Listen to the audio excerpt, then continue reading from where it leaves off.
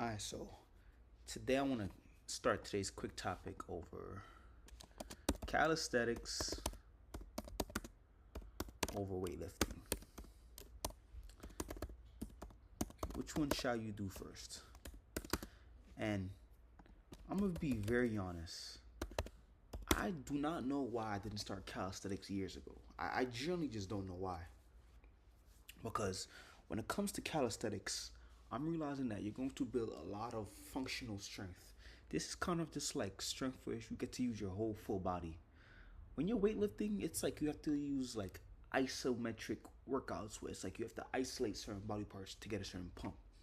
But in calisthenics, I guarantee you, majority of the exercises that you do, you're going to be using full range of motion with various muscle groups. Example, push-ups. Everyone knows push-ups.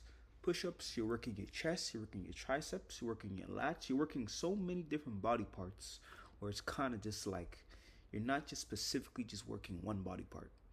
So you're going to get some functional strength and you're going to get strength that translates better into real life tasks and sports.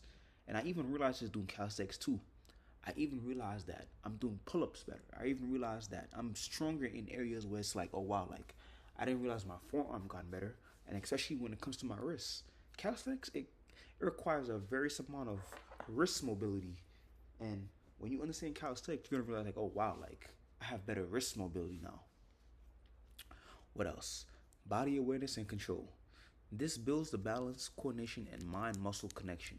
It teaches mastery over your own body. An example, handstand and planche. I don't know if you attempted this. I don't know if you tried this. I'm going to put a video here.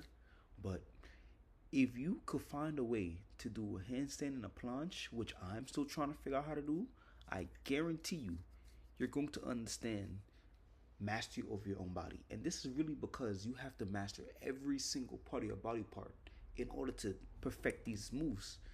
Because when you're doing a handstand, it's all about the wrist, it's all about your shoulders, it's all about your back, it's all about your legs. Everything has to be so balanced to a point where it's like you have full total control over your own body. Full range of motion. I don't want to go over this too much because everyone kind of understands that in calisthenics, it's always better to do full range of motion. There's no way to avoid it because if you do it wrong with a bad form, you're going to end up just... I don't want to get too much into it because y'all should understand this one. Aesthetics and symmetry. This promotes lean, athletic physiques with proportional muscle, no overdevelopment of isolated muscles. This is basically where, like I told you, in bodybuilding, yes, depending on what you do, but majority of the workouts that you do is going to be isolated workouts. But in calisthenics, I hate to say it, but especially if you're doing it at like a level where you're trying to get really better and better over time, you're going to soon realize that you're going to have full body control over your whole body. This could promote lean, aesthetic physiques with proportional muscle all over your body. Because like I said, most of these calisthenic workouts, you're working your entire body. And I'm even show some videos here because it's just like, even I'm learning that, wow, like my core is genuinely not that good. I used to always think like, oh yeah, I was doing crunches for years that my core was good. But as soon as I got into calisthenics, I realized my core is just terrible. And I hate to say it, but you really don't need no equipment needed. Like, this is just something that I realized myself. Other than those dip bars that I have, which is like, what, $20? That's genuinely all I need. And I'm not going to, I get a good workout doing that. So you can really train anywhere. You can train home, in the park, travel. There's not really any gym required if you ask me. And honestly, it's low impact on joints. Bodyweight movements are generally gentler than heavy lifts. Ideal for longevity and sustainable fitness. I don't want to get too much into that because I think y'all should understand, like, okay, like it's low impact on the joints. Preferably, I'll say your wrists may be the only one that could have that's like at risk for injury. But for the vast majority of like getting better calisthenics, you're not gonna be compound lifting. You're not gonna be progressively. You are gonna be progressively overloading. But that's gonna be your own body weight. You know.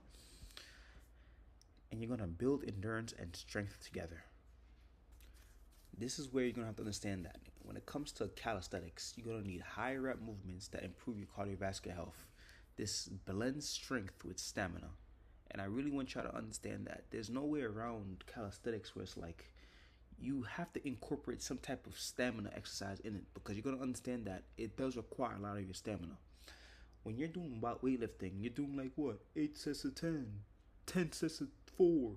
And the truth of the matter is, yes, it does build muscle. I'm not disagreeing that it does build muscle, but there's also a resilience factor to it.